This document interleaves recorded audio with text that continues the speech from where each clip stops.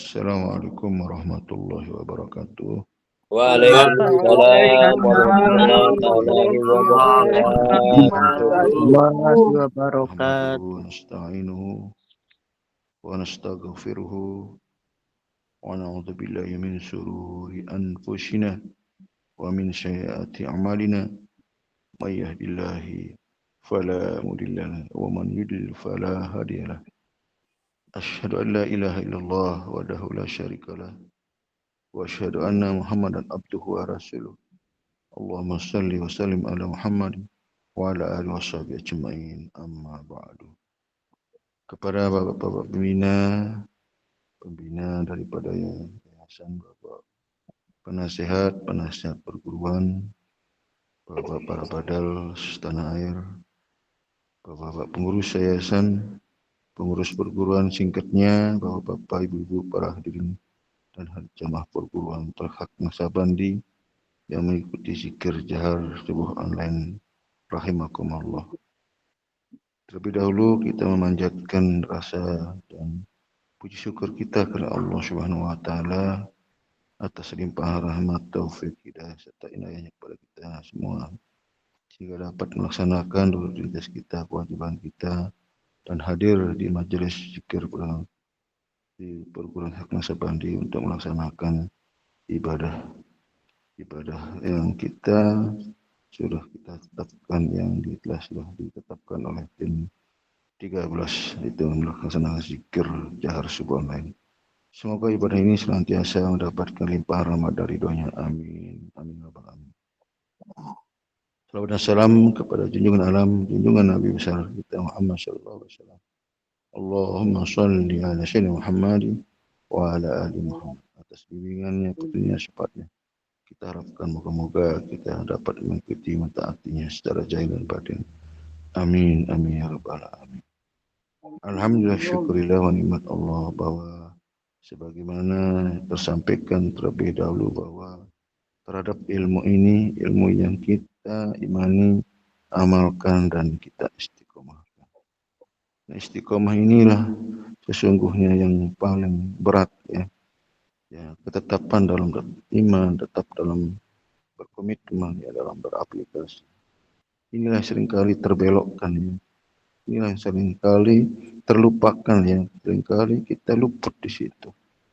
Karena memang perkara istiqomah ini adalah satu ketetapan ya, komitmen yang tidak boleh kita rubah dari sisi ilmu, dari sisi amal ya, dari sisi keyakinan kita.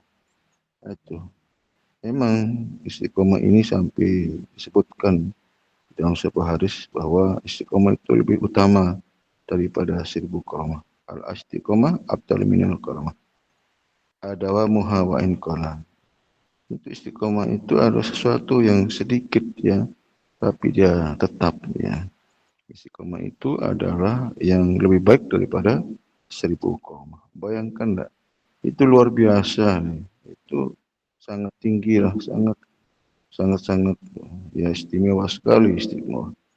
Bahkan dalam Al-Quran disebutkan orang-orang yang istimewa istiqomah itu merupakan perisai dia ya, menjadi satu pelindung dia sehingga mereka dijauhkan daripada azab, dijauhkan daripada kemurkaan, dijauhkan daripada kebahayaan-kebahayaan. Itu istiqomah. Memang istiqomah ini memang bukan perkara yang mudah ya, dari semua sisi yang mungkin zahiriah bisa istiqomah tapi batin belum tentu. Batin bisa tapi zahir yang belum. Nah, ini harus perfect semuanya ya, harus komit ya, harus selaras dari kedua-duanya. Ya, itu dari kauliyah, peliyah dan kolbiyah itu.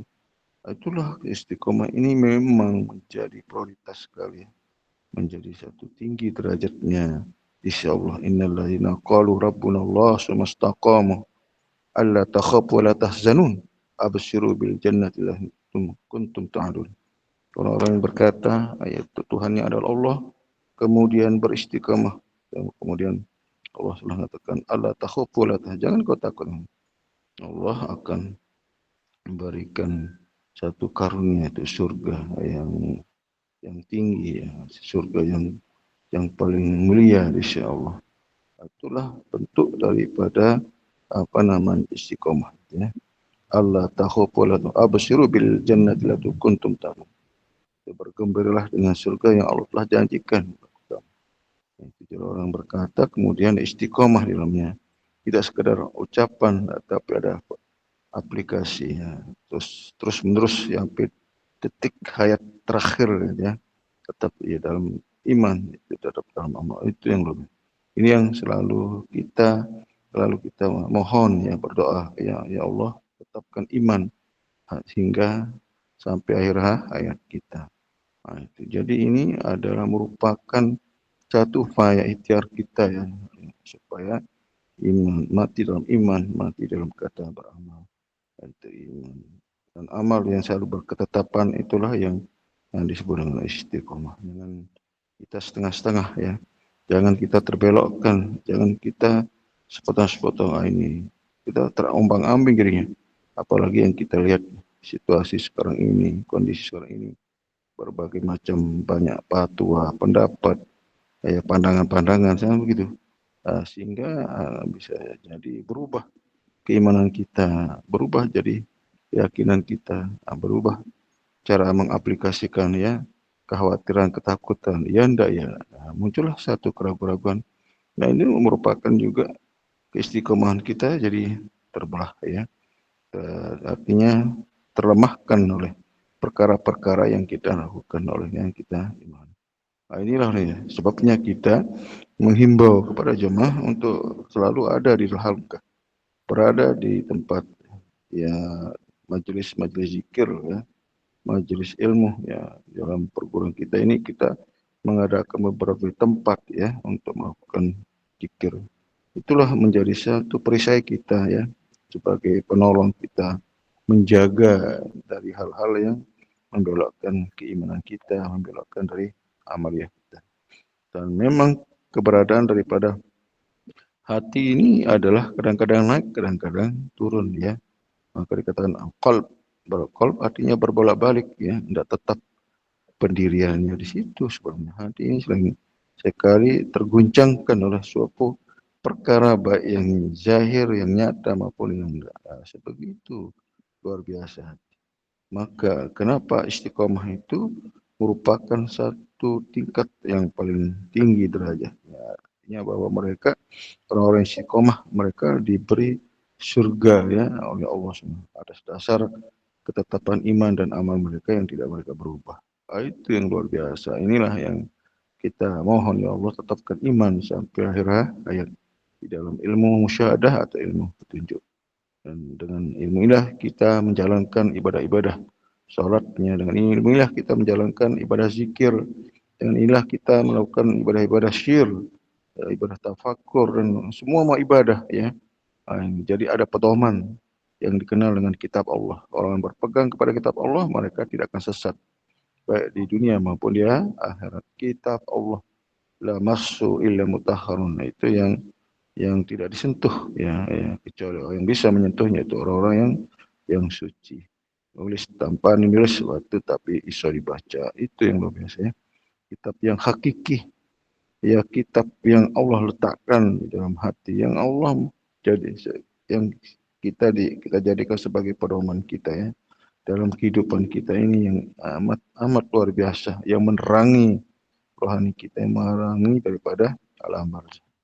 Kitab Allah maka dikenal dengan An-Nur, itu percaya, karena dikatakan kitab Allah Nur, itu dia percaya sesungguhnya, ya. Cahaya kitab Allah inilah yang akan menolong kita, yang menerangi dalam kehidupan kita di dunia maupun di akhirat. Makanya orang selalu diminta supaya ikra, baca dan bacalah kitab yang ada dalam dirimu. Makanya dalam sebuah hadis Nabi, kita terangilah rumahmu dengan membaca Al-Quran. Innal ladzi fil Quran qal baitul kharik. Orang yang tidak memiliki Al-Quran satu huruf di dalam jiwanya sama seperti rumah roboh. Satu huruf. Nah, Al-Quran yang satu huruf inilah yang dijelaskan oleh yang 30 juz itu, yang 6.666. Bayangkan enggak, sebegitu banyak penjelasan tetapi tidak semua orang menemuinya. Tapi itulah yang namanya Al-Quran yang sejati, yang tersirat, yang Allah sembunyikan di dalam diri hamba-hambanya dan tidak terbaca itu ya. Mereka orang-orang yang diberi hidayah yang bisa membacanya dan yang mengetahui Al-Quran yang tersirat di dalam kalbu hati orang beriman. Itu ya. Jadi yang luar biasanya bahwa kita sudah menerimanya, sudah kita imani, tinggal kita amalkan dan sebagai satu perhatian kita yang harus kita perhatikan ya minimal di dalam 5 kali sehari semalam. Itulah makanya di dalam surat Al-Ankabut 45 Allah menjelaskan di situ, "Utlu ma uhiya ilaika minal kitab." Baca apa yang aku wahyukan kepadamu kitab. Aqimus sholat, barulah kita mendirikan sholat. Baca kitab dulu, baru kita dirikan sholat. Inna sholata tansa anil fahsya'i. Karena sholat itulah yang akan bisa mencegah dari perbuatan keji. Wala zikrullahu akbar, innallahi. Sesungguhnya zikir, mengingat dan membaca Al-Quran itu lebih besar padilahnya, keutamaannya. Ya Allah mengetahui apa yang kamu perbuat. Itu luar biasa. Makanya salah satu memaknai zikir dari sisi pengertian zikir itu adalah membaca atau ya, memperhatikan Al-Quran. Jadi kita mau jelaskan lewat mana saja ketemu dia, sampai dia akan kita bisa memahami dengan penjelasan-penjelasan ya, dengan beberapa dalil-dalil yang tersampaikan di situ ya. Itu satu ilmunya, satu pemahamannya di situ, walaupun bahasan-bahasanya banyak ya. Di arah penafsirannya sebenarnya satu ya. Apapun yang dijelaskan sebenarnya ilmunya hanya satu ya. Jadi kita tidak akan terganggu dengan bahasan-bahasan asal kita mengerti sebenarnya. Seperti apa yang dikatakan kitab Allah atau Al-Quran Qadim atau ilmu musyahadah atau ilmu petunjuk atau zat solat atau ilmu ma'rifat, hakikat, kan begitu sebenarnya. Begitu bahasanya, begitu luas ya.